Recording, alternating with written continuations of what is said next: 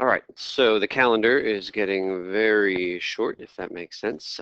Today we had our very last quiz of the semester. We're done. There was supposed to be one more, but the snow days kind of pushed things back, and I'm canceling that last one. I do have it printed out, so I'll give it to you next week just so you can look at it, what it would have been.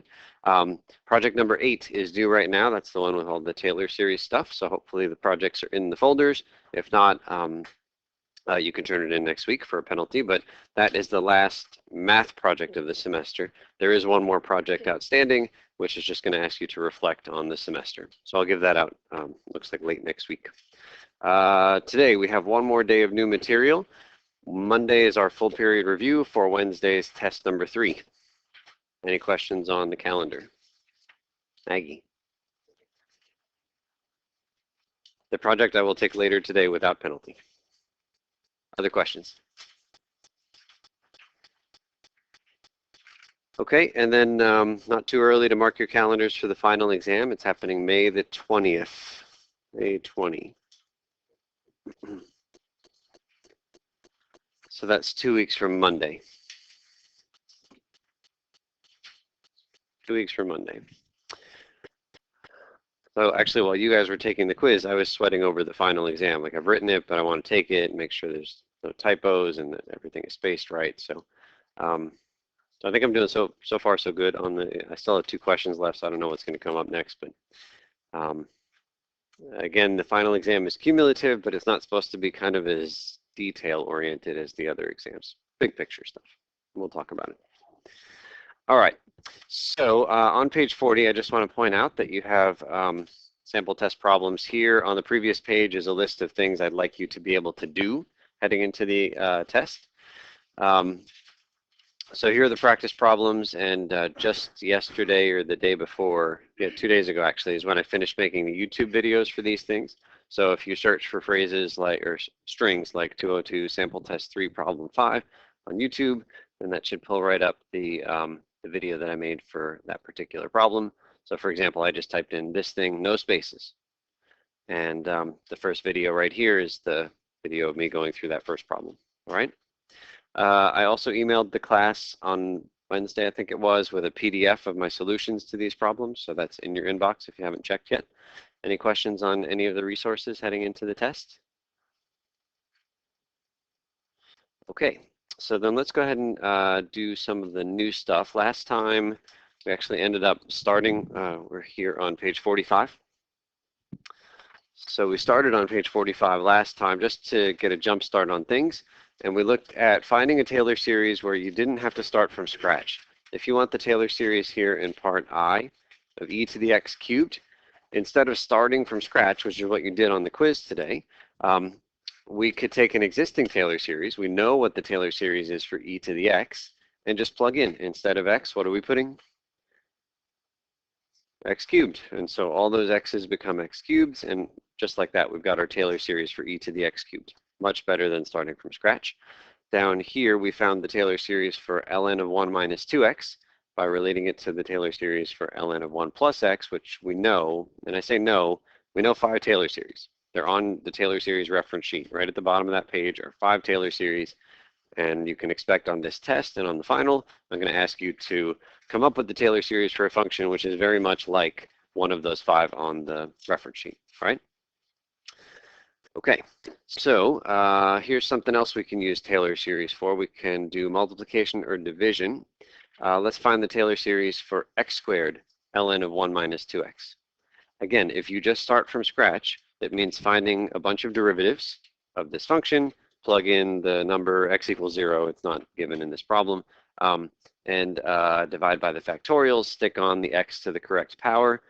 Better is to just recognize that on the previous page, we have the series for ln of 1 minus 2x.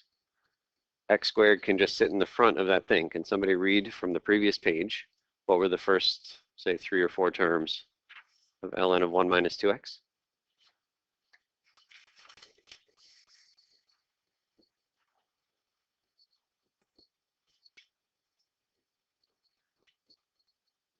One more.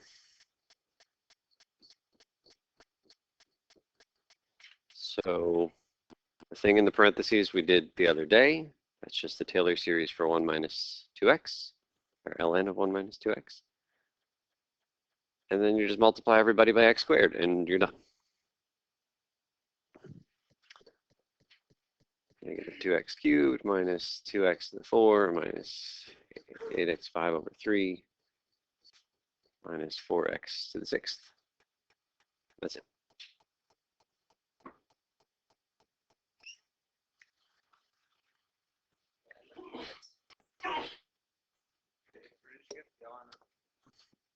I got it from Joe.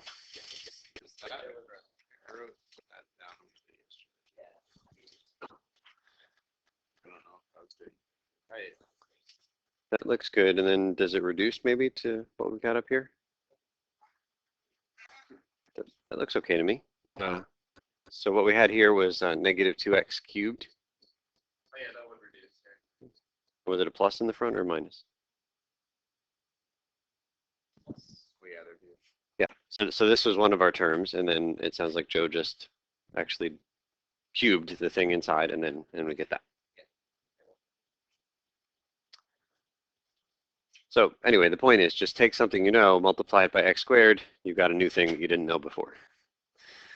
Same kind of thing for part 2, sine of x over x. Sine of x is one of the 5 things on that reference sheet right down there at the bottom. So again, this is one of these that we're gonna say that we know it, because anytime we see sine of x, we don't have to start from scratch. We just grab the thing on the reference sheet. I have put it here for our convenience. It's that series right there. So if I wanted the series for sine of x divided by x, what would I do with all of these terms? Just divide them by x. So let's just write our answer. Every term gets divided by x. 1 minus, what's next? X squared over 3.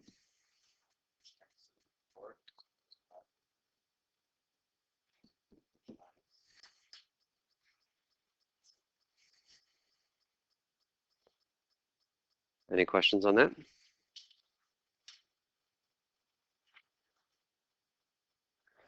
Okay, so again, it's a new Taylor series without doing a whole lot of new work. The nice thing is that this actually allows us to do an integral that we couldn't do before, and that integral is this one right here, the integral of sine x over x from 0 to 1, say. So this integral, sine x over x, is important enough to have a name. It's called the sine integral. Physicists use it in optics. I can't tell you any more than that, but it's important to some physicists to be able to calculate this integral. But the fact is, there's no antiderivative that we can find for sine of x over x. And when I say we, I mean the world, not just the 20 of us in this room. There's just no way to do an antiderivative of that function, even though it looks very simpler. Yeah, it looks so easy, but there's no antiderivative of that function. So what could we do instead? Well, instead of sine x over x, what can we say? We could say the stuff we just wrote. And the stuff we just wrote is a polynomial. Integrating polynomials is easy. So term by term, you can just integrate each of these guys and then evaluate between 0 and 1 and get this integral to as much accuracy as you have the time and patience to do, right? Okay, how about this next one down here, number 2. We're going to find the 12th derivative of e to the x cubed, and we're going to evaluate that at x equals 0. 12th derivative. All right, let's do this the calculus one way until we decide that that's not really feasible. F prime of x equals, what's the first derivative? The x squared, good, right? Chain rule. E to the stuff times the stuff. Why is this next derivative worse? So it's a product rule. All right, so we go first times derivative of the second, e to the x cubed times 6x plus second times derivative of the first times, and then the derivative of the first is a copy of this guy.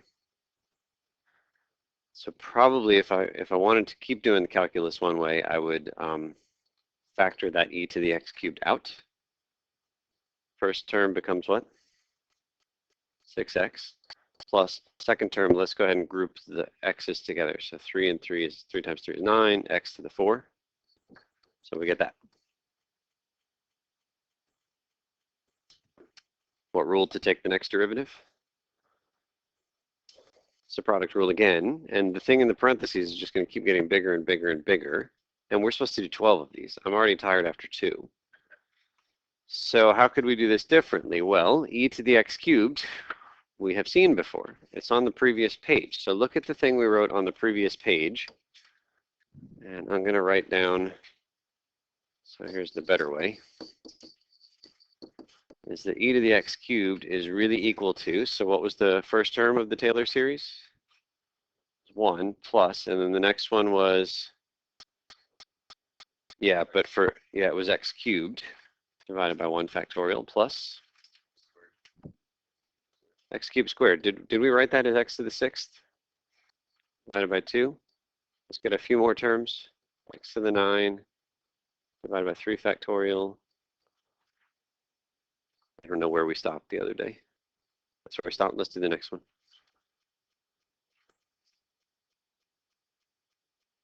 No, look at the pattern. So the x's are going up by 3 every time. X to the 12 over, that should be 4 factorial. I'll just put that. And I need one more term. And then 5 factorial is 120.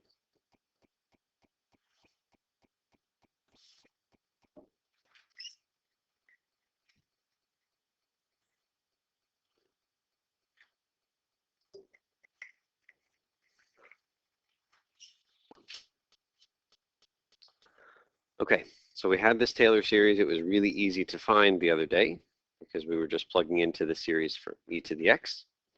And now we're taking 12 derivatives of this thing. Okay, some of these things are going to disappear. Some of these x's will disappear eventually when you take 12 derivatives. Which ones are we going to lose? Yeah, do you guys buy that even this guy, when you take 12 derivatives of it, 9x to the 8th, x to the 7th, x to the 6th, after 12 times, that one's going to be gone by a few turns, right? So this one is the first one that's actually still going to be there. And then the rest of them will still be there too, right? Maybe. We're on the right track. The way to get the factorial to stop, like, let's say that we had, like 23 factorial, where would you like it to stop?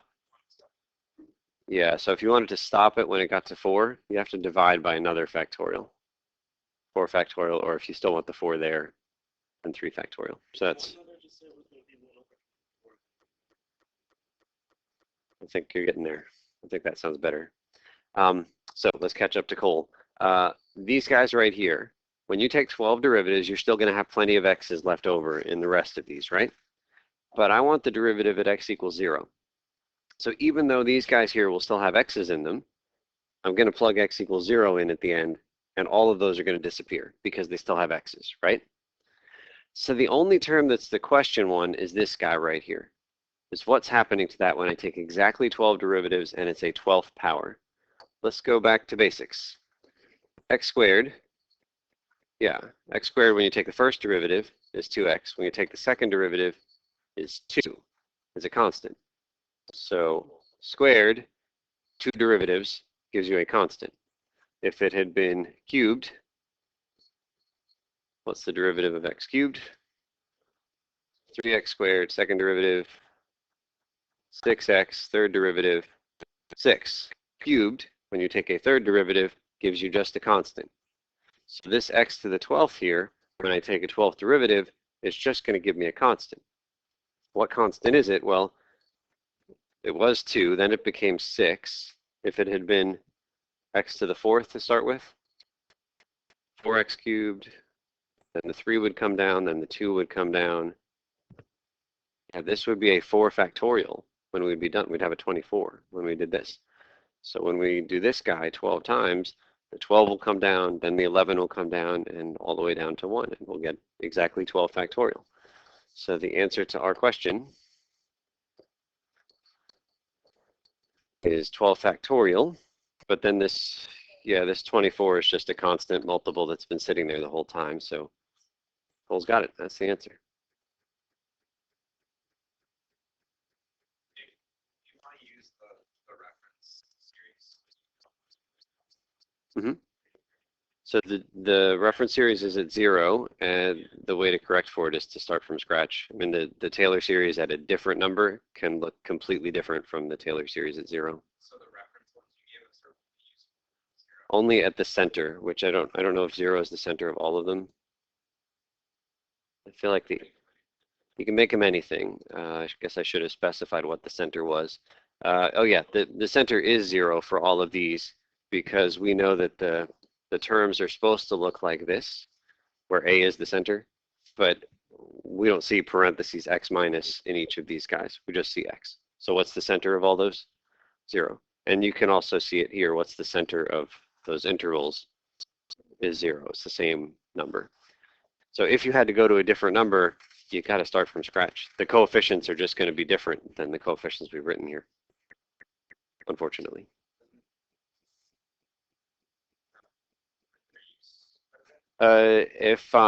If the e to the x series converges on all real numbers, and I wanted to find what was happening not near 0 but at x equals 24, I just have to get enough terms. It'll get to 24. So it's quite useful as long as I'm patient enough with writing the terms down. Okay, so so that's the very clever way for us to find the 12th derivative at x equals 0. So less satisfying is to use Wolfram alpha. So I've typed in, oh, I said 15. I meant 12. So if I want the 12th derivative of this function, so took about a second or two. So that right there is the 12th derivative of this function. I wouldn't have wanted to do that by hand. And then I want the 12th derivative at x equals 0, right? So I don't know if this is going to work, but let's just try it. What did we get? 12 factorial over 24? False. Did it really?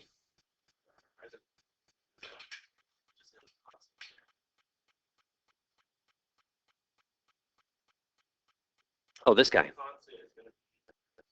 Oh, that's a good point. Yeah. So when you plug in x equals 0 into the derivative, anything with x's disappears. So 246,400 is our answer.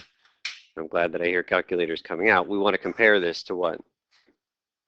12 factorial divided by 24. Oh yeah, 81 in the front will also come through. So 81 times that guy. We can check that and then we'll take the question. Uh-oh. Uh-oh. Okay, so what did we say it was? 12 factorial. Second. Math, enter 4. 12 factorial divided by 24. Okay, and then if we do 81 times this other guy?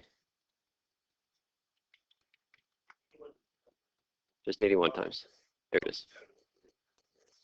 Yeah, because the 81 was factored out. So if you distribute the 81 through, it will hit this 246,000. That's a good catch, Josiah. Thank you. Perfect. 12 facts. So, but that's not as fun as doing the way we did before. All right. So let's go down here. Number 3.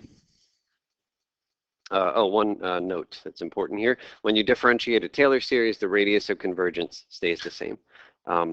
So if you have a series that's valid for all real numbers, when you take a derivative, it will still be valid for all real numbers. So let's try this. 1 over 1 minus x is a series that we really haven't studied, but there's the Taylor series for it. I think that's one of the 5. Is that one of the 5? I think it is. And actually, that should be clear once you have the right lenses on to look at that. What kind of a series is this? 1 plus x squared plus x cubed. It's geometric. What's the common ratio? X.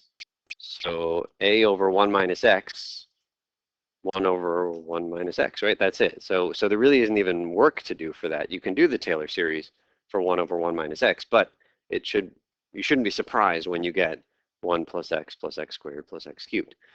Okay, so let's do this. We're going to find a derivative of 1 over 1 minus x using calculus 1 techniques. So first thing to do is rewrite this. Well, I guess we could use the quotient rule. We haven't done that in a while. Let's try that. For the quotient rule, what's the denominator? 1 minus x squared, right? The bottom guy squared. Does the quotient rule start top times derivative of the bottom or bottom times the derivative of the top? It's bottom times derivative of the top. So 1 minus x times the derivative of the top, 0. Plus or minus in the quotient rule? Minus. Top times derivative of the bottom, 1 times negative 1.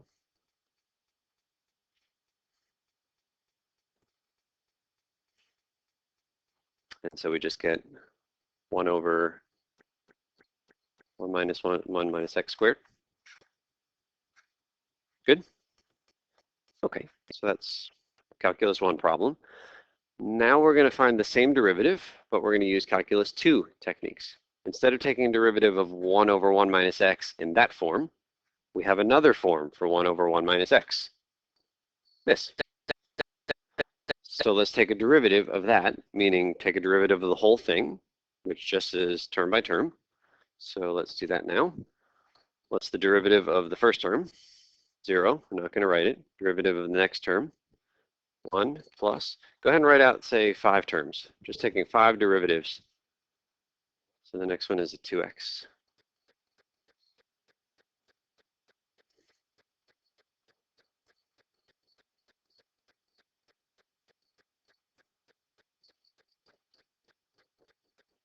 Good?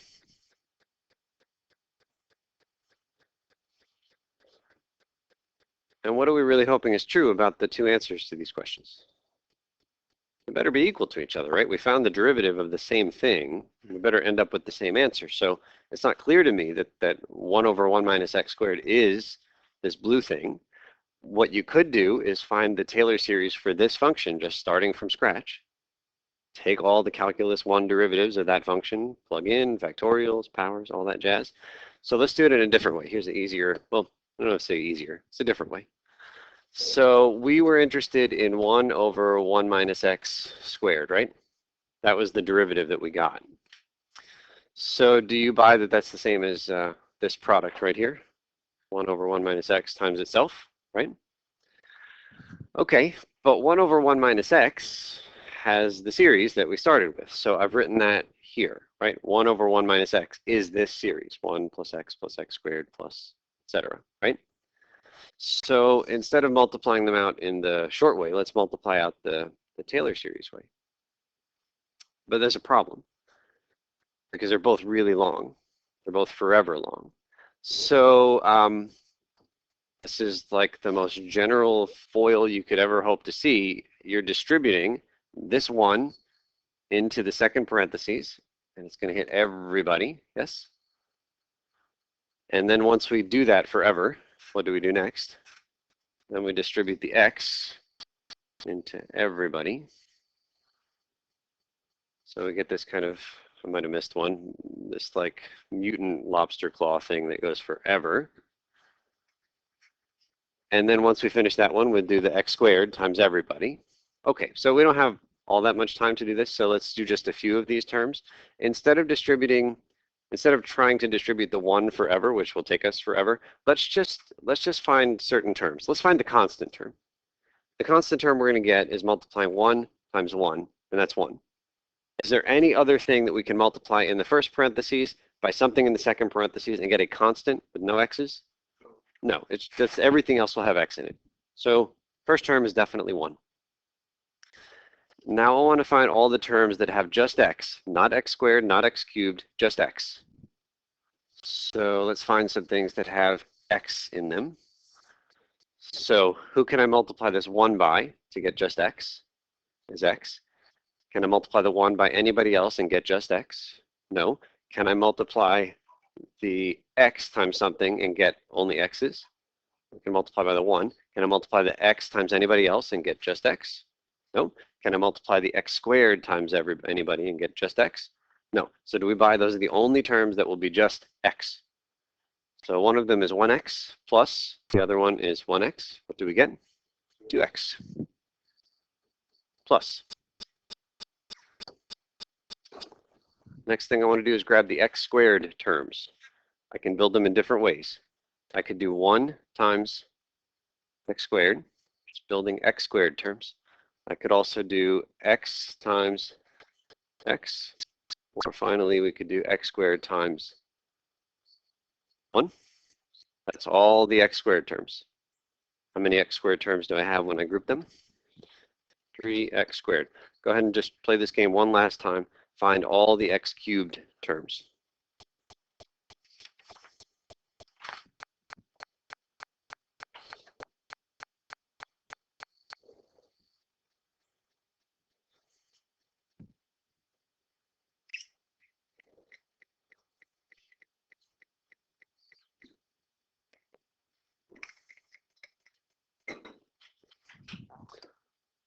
How many x cubes are there? 4 of them. Plus dot dot dot. And you might even be able to just accept the pattern that you see popping out here. And where have we seen this purple thing recently? That was part B. Okay. We got part B by taking a derivative term by term. We got this guy by actually just multiplying out the series for 1 over 1 minus x and 1 over 1 minus x. And they agree. The double infinite product.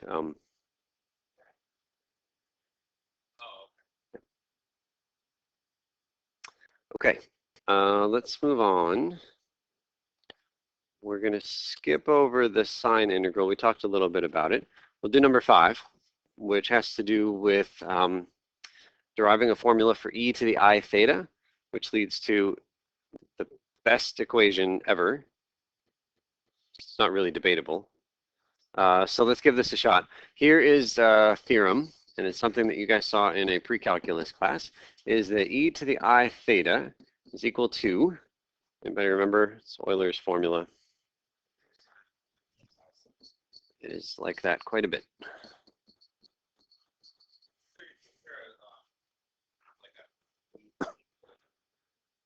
Oh yeah, there might have been like some number in the front. Yeah, like r e to the I theta might be the letter we used. Yeah, and then somehow relating that to cosines and sines. All right, so here's a theorem, a fact that you guys saw in a pre-calculus class. E to the I theta is cosine theta plus I sine of theta. And it's something that you used. It's something that you almost certainly didn't understand. It was just given to you and then said, hey, use this. Euler came up with it. It turns out to be true. We're just going to use it.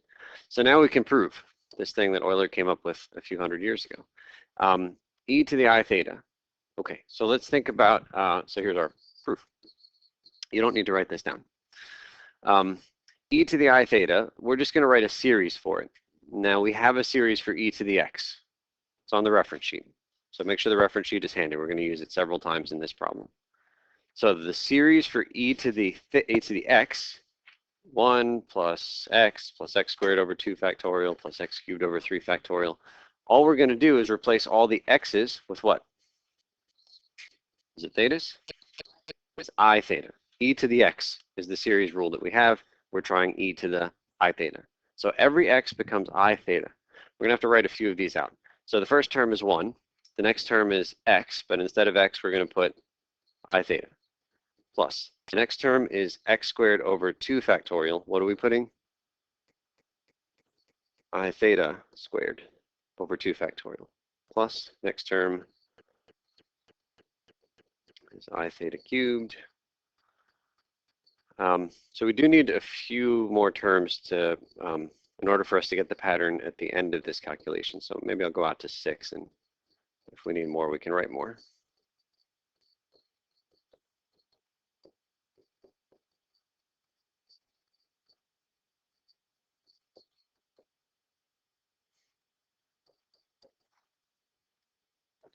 So we just change the x into I theta. Yes. And the next thing we're going to do is start expanding these guys out. So this equals 1 plus, I'm just going to copy the first 2 terms, I theta over 2 factorial. Okay, but now let's think about what's happening in the next term. I theta squared. That's really I squared theta squared. What is I squared? Is it 1? It's -1. I squared is -1. That's pretty much the definition of what I is equal to. So instead of I squared, I'm just going to put -1.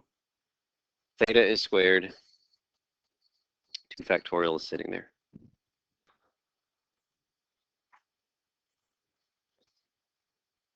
It came from a mistake. Thank you. Okay, so so let's see. So we have I. We saw I squared is -1.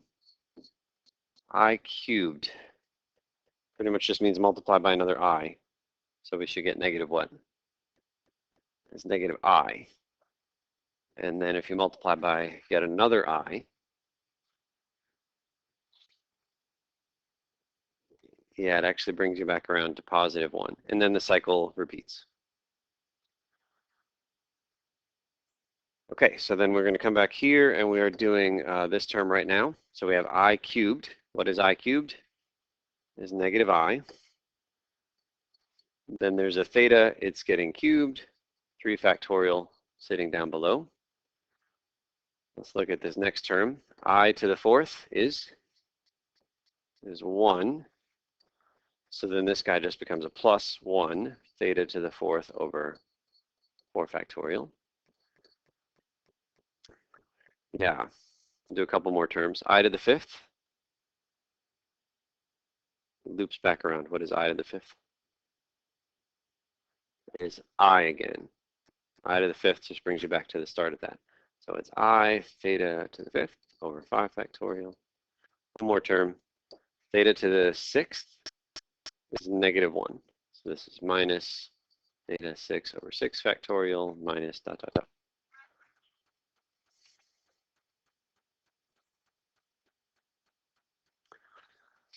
And the next thing to do is to regroup. Anything with I in it is going to get grouped together. Everything without is going to go to the front. So let's write out the first few terms of all the things with no I's in them. Equals. First term is a 1. It has no I's. The next one has I in it. I'm going to skip that. The next one has no I's. Minus theta squared over 2 factorial. The next one has I. What's the next one without any I's? It's the theta to the 4th over 4 factorial. What's the next one without I's? Theta to the 6th over 6 factorial plus dot dot dot. So those are the ones without I's. Then I'm going to write down all the ones with I's plus, and I'm going to factor that I out. So the first term with an I is I theta. Factor the I in the front, just theta. The next term with I is minus I theta cubed over 3 factorial. Take the I out in the front, minus theta cubed over 3 factorial. Yes? The next one with I. I theta to the 5th over 5 factorial. I comes to the front, theta to the 5th over 5 factorial. We'll write one more even though it's not listed up above. We can just kind of follow the pattern down below. Minus theta to the 7 over 7 factorial, alternating back and forth. Plus dot dot dot. Parentheses there. Okay, but that first thing, not the thing in the parentheses, but this first thing here is on your sheet. You have something that looks exactly like 1 minus x squared over 2 factorial plus x to the 4th over 4 factorial minus x to the 6th over 6 factorial. What is that? That's cosine. So on the sheet, it's cosine of x. Here, it's cosine of theta. So we'll highlight this guy is this.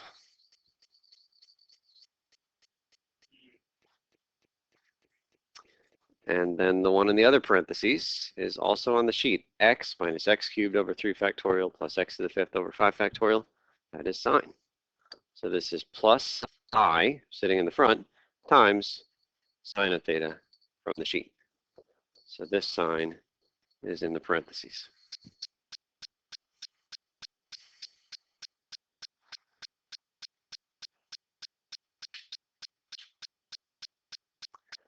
And so the best equation that comes out of this is by plugging in a particular value of theta. We're going to plug in theta equals pi.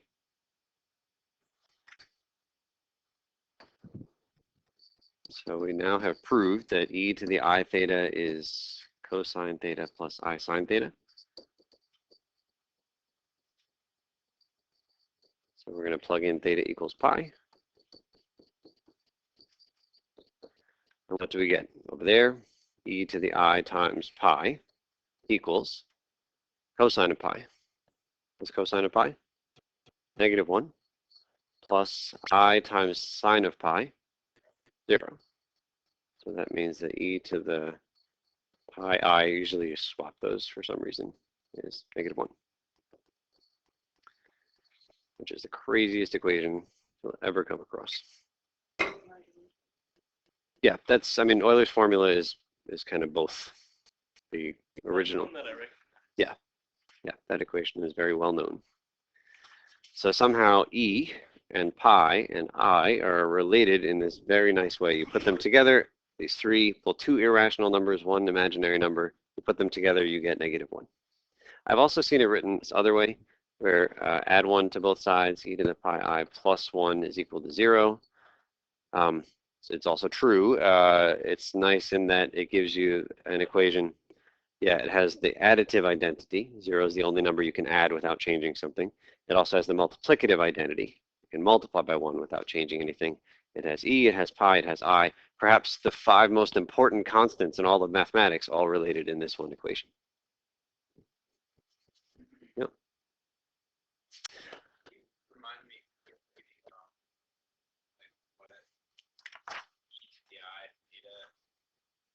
I remember using it for like, I just don't Yeah, yeah. When you saw r e to the I theta, you translated that into polar coordinates where you'd plot a radius and an angle. And so if your radius was, let's say 2, and your angle was 30 degrees, then you would just say, okay, I'm going to go 2 units away from the origin, but I'm going to shoot up at an angle of 30 degrees from the positive x-axis. So you can send out here a distance of 2 and an angle of 30 degrees. And that point right there was the representation of that point there. So that was our way of writing down polar coordinates. Yeah, just to be able to plot something in the complex plane. And then the nice tie-in was that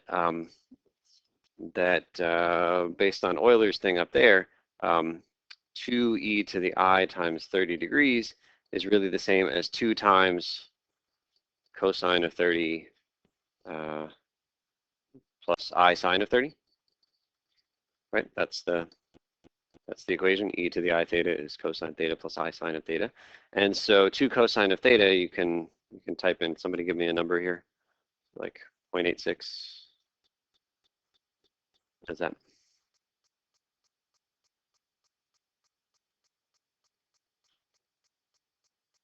Oh, no, it's 1.7 something, 1.73. What is it? 1.73 plus, and then I times the sine of 30. Sine of 30 is a half. Double it, we get 1. And the way that we would plot this point would be just, okay, x is 1.73 and y is 1.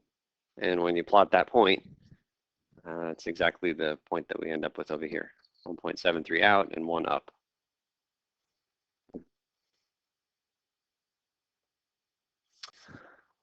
Okay, so we've got just over 5 minutes left. You guys can start on the group thing. It's on the next page. Let's see how far we can get. Oh, one thing about the quiz. So if you turn the quiz in on Monday, I saw a lot of people turn the quiz in already, which is great. If you've turned it in already, then I can grade it over the weekend and give it back to you Monday with feedback on it in preparation for Wednesday's test.